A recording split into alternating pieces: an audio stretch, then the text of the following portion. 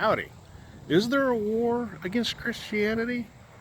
Are we being persecuted?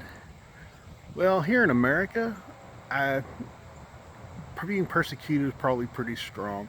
There's, there's some things that are happening that are making it tougher to be able to stand for the truth, to be able to stand up for Christ.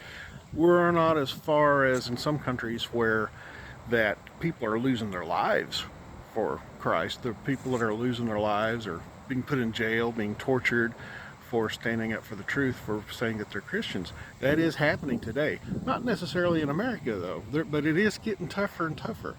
I wonder sometimes if there'll be a day when we're thrown into an arena with lions again. Who knows? I hope not. I kind of doubt it.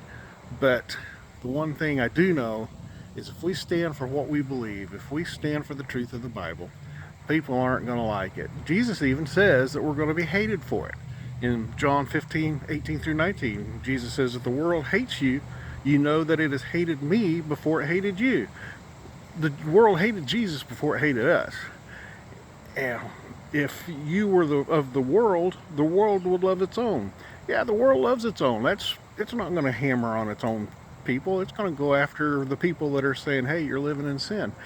The world's going to go after the Christians. But because you are not of this world, but I chose you out of the world, because of this, the world hates you. So we should, it's understandable that the world is going to dislike what we do. Dislike to almost to the point of hate. And I can kind of see that in some areas. I've seen the way Christians, of course, now sometimes I would say that Christians bring it on themselves because there's a way to present the word and there's a way to present the word. And I've seen a lot of people hammering people over the head with the Bible. That's not beneficial for anybody.